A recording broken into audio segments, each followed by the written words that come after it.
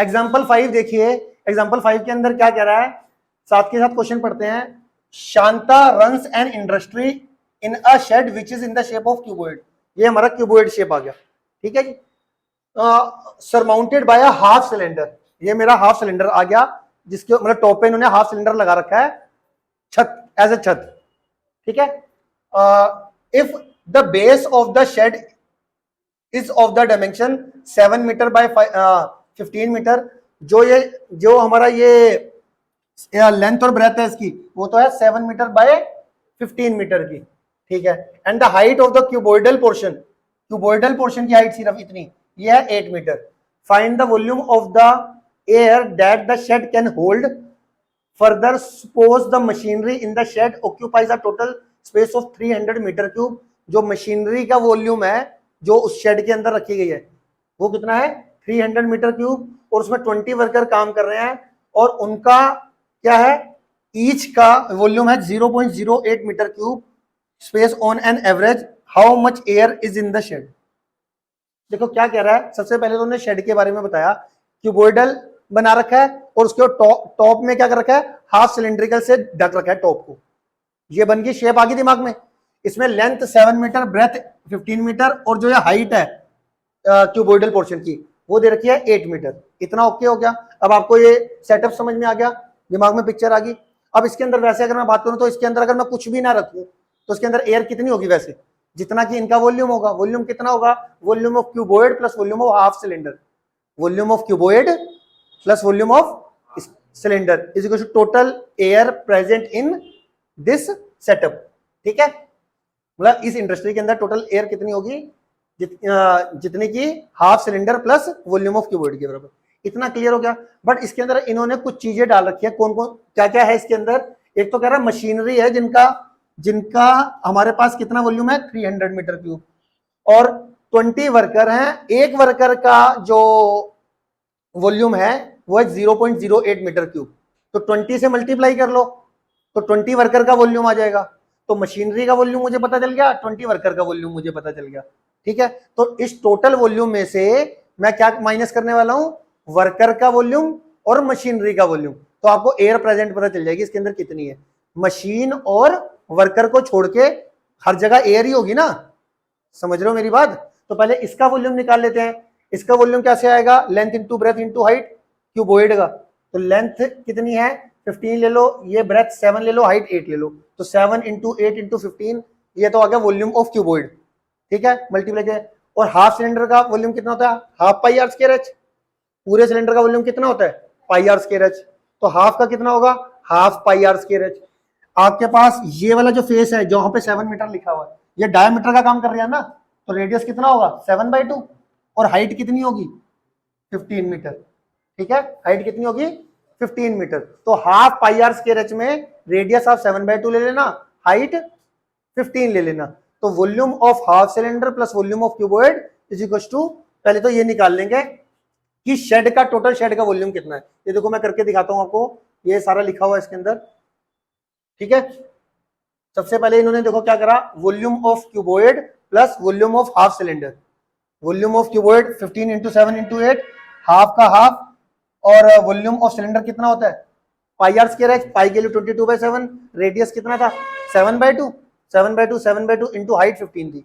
इनको सोल्व करके आया आपका 1128.75 मीटर क्यूब, ठीक है। अब ये आपने कैलकुलेशन अपने आप करनी है, जिससे नहीं सोल्व होगी तो मैं बता भी दूंगा, ठीक है। अब इसने क्या कहा था कि भाई मशीनरी का वॉल्यूम कितना था 300, और एक वर्कर का था 0.08, तो 20 वर्कर का कितना हो गया, 20 से मल्टीप्लाई करके 1.6 मीटर क्यूब।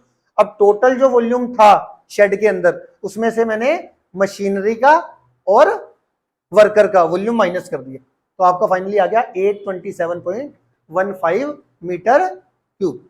क्लियर हो गया। इसके साथ साथ सारे एग्जांपल फटाफट तेजी से देख लो, सिर्फ ओवरऑल डिस्कस कर रहा हूं। A juice seller was serving his customers using a glass as shown in figure। इस शेप का देता है आपको। ये जो ओरिजिनल देखो, डॉटेड का मतलब होता है कि ये नहीं है, जो डार्क लाइन है वो है। तो इस तरीके का ग्लास है ये, देखो ये जो डार्क लाइन है, मतलब नीचे से एक हेमिस्फेरिकल उसने उभार दे रखा है नीचे से, ठीक है। क्लियर है, एज शोन इन फिगर 13.33।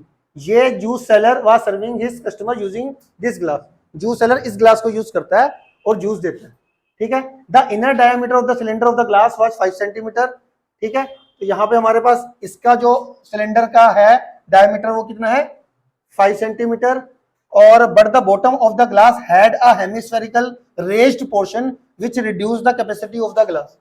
अब अगर हेमिस्फेरिकल यू रेस कर रखा है तो लाजमी बात है कि नॉर्मल ग्लास और एक हेमिस्फेरिकल मैंने रेस कर रखा है तो उसमें इसके अंदर पानी कमी आने वाला है, इस कंटेनर के अंदर पानी कम आएगा ना। इमेजिन हो रहा है कैसा कैसा है ये ग्लास, हमारा नॉर्मल ग्लास क्या होता है फ्लैट होता है नीचे से, इसका कैसा है यू ऊपर से यू उभार है, समझ रहे हो। ये ग्लास बनाया आपने, ये ऐसा बनाया आपने ग्लास, तो पानी तो यहां पर ही तो आएगा ना जूस।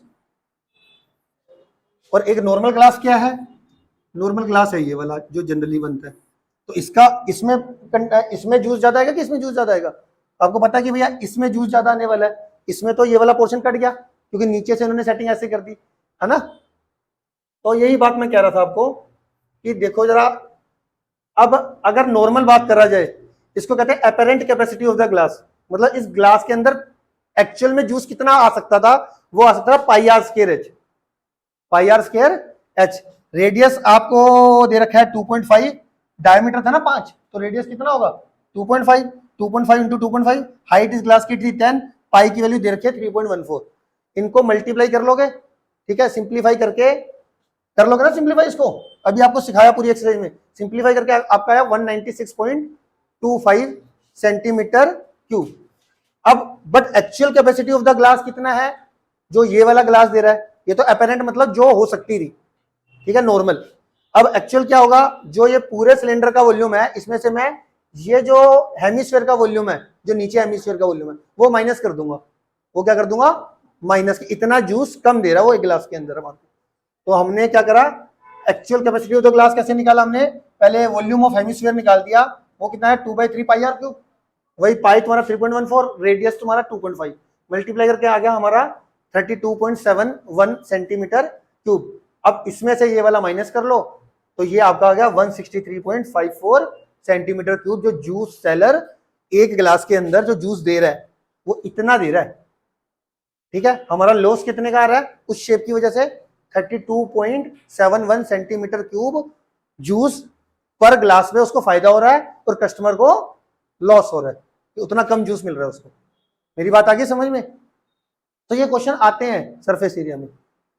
एक लास्ट क्वेश्चन देखो, फिगर में आपको समझा देता हूं, फिगर में आपको समझ में आ जाएगा। वैसे A solid toy is in the form of a hemisphere surmounted by a right circular cone।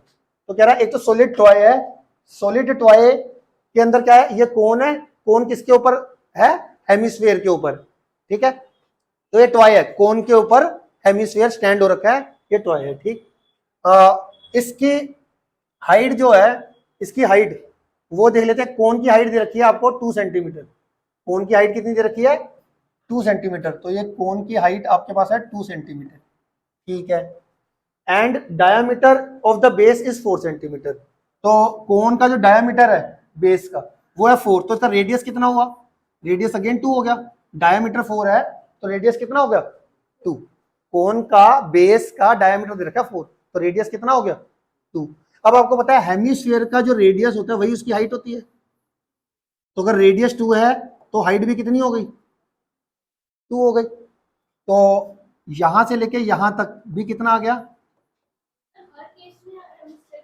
Hemisphere का radius it is always equal to the height of the hemisphere, ठीक है। क्यों होता है ऐसा आपको दिख ही रहा होगा डायग्राम के अंदर, कोई भी हेमिस्फीयर का जो रेडियस, ये भी रेडियस है और ये भी रेडियस है, तो रेडियस ही तो हाइट के बराबर होगी, है ना। तो ये भी आ गया 2 आ गया, ठीक।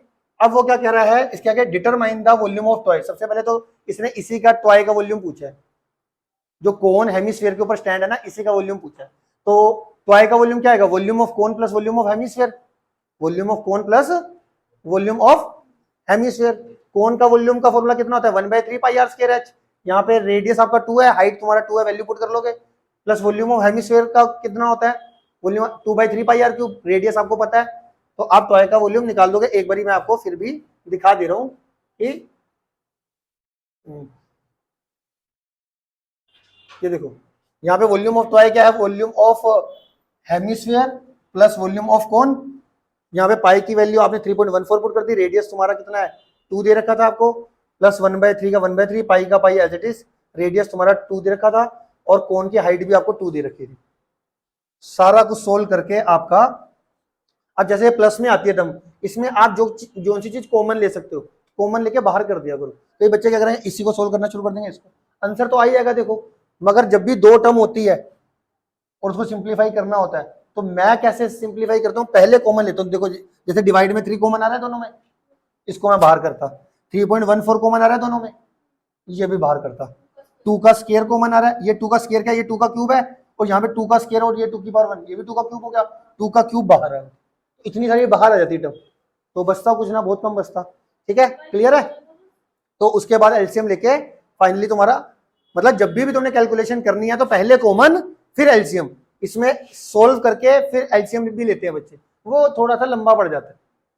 तो कभी भी फ्रैक्शन वाली दो टर्म आती है तो पहले कॉमन फिर एलसीएम। तो ये आपका क्या आ जाएगा, ये आ गया वॉल्यूम ऑफ टॉय आ गया।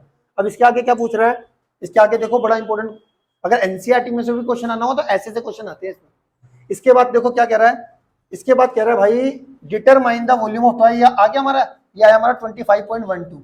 If a right circular cylinder circumscribe the toy. अब ये क्या मतलब हुआ, इसमें सबसे इंपॉर्टेंट चीज है सर्कमस्क्राइब का मतलब क्या होता है। सर्कम कह रहा है सिलेंडर जो है वो टॉय को सर्कमस्क्राइब करता है।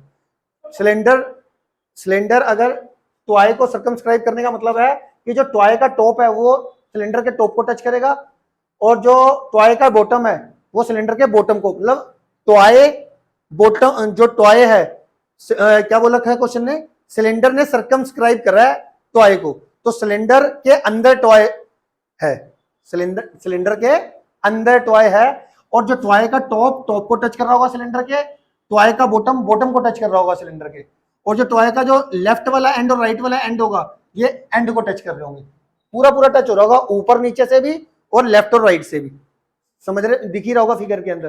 तो इसको कहते हैं सर्कमस्क्राइब करना।